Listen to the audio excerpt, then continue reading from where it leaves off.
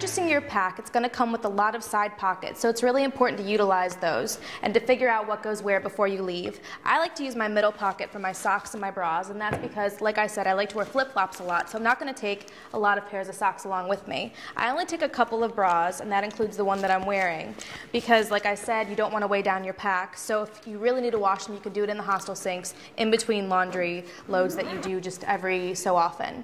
My side pocket that zips up I like to use for my underwear, and that is because it's easy to just kind of reach in, grab a pair out discreetly when you're on a train and doing kind of a quick change, and they're not falling out everywhere and you're not searching through your pack for them. So that's kind of the easiest place for me to have those. On the other side pocket, I like to put some plastic bags, and these are great for your dirty laundry.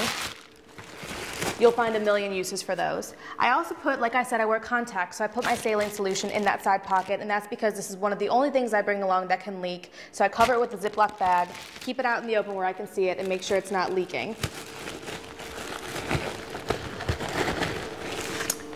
The last thing I put in my side pocket is my travel towel. Now, like you can see, these are incredibly small, and unfortunately, you're not going to get the luxury of having a large bath towel. This will dry you off quickly and really helps out when you're traveling from place to place, but I like to keep it on the outside in case it's still a little bit damp, even though they do dry quickly.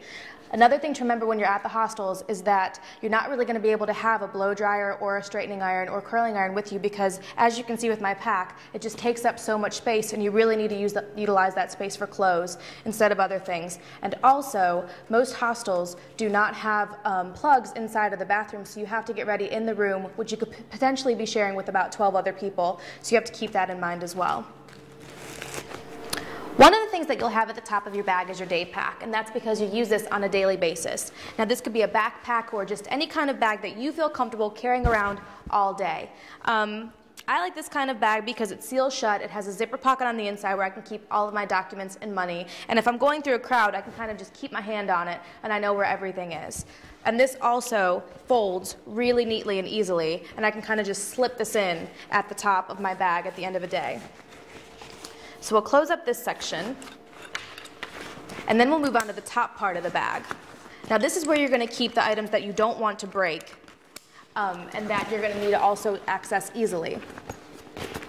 This pocket is more flat, so it's great for your books that you want to take with you, which will be your journal, and just a book that you can share with your travel partners.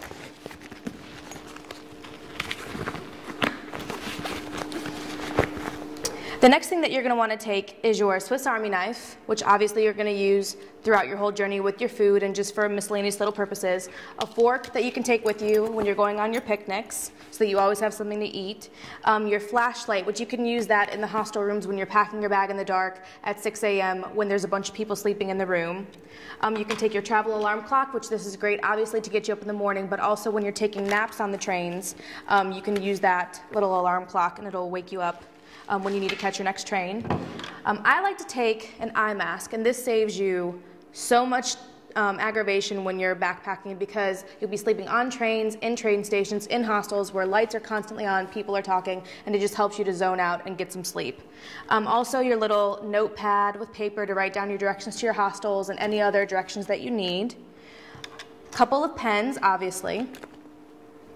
A converter, and this is used when you are charging your camera battery, that sort of thing, so you will need to have one of those with you if you're taking a camera, which most of us will obviously want to. My camera, I like to just keep in a little case that's secure, and that's obviously going to go at the top of your bag because you don't want that to break. We also take garbage bags when we go traveling, and this is in case it rains. You can put this over your bag, and it serves as a great deterrent of the rain. And the last thing will be your sunglasses, because obviously we don't want these to be crushed, and you'll need these with you on the sunny days. So at this point, your pack is probably getting pretty full, but it's important to remember not to pack to full capacity, but instead to leave some room for things like food, drinks, and souvenirs. I like to keep an outside pocket open so you can just put something in there that you get during the day and just not worry about it. Also, it's good to have a combination lock that you can use at the lockers at the hostels. These are better than the kinds with keys because you're more apt to lose those when you're going from country to country.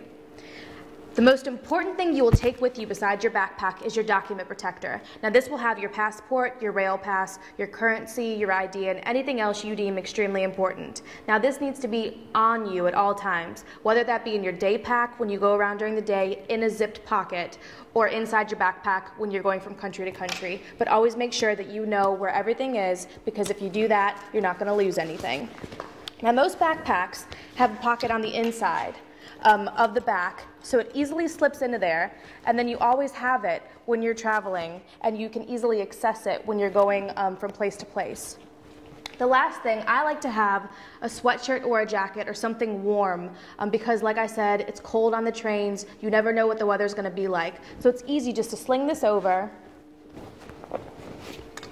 close your clasps, and then you always have something to wear no matter what the weather. Because one of the most exciting things is that you don't know what's going to happen, and it's always an adventure. So good luck with your packing, and always remember that red wine helps you sleep on trains.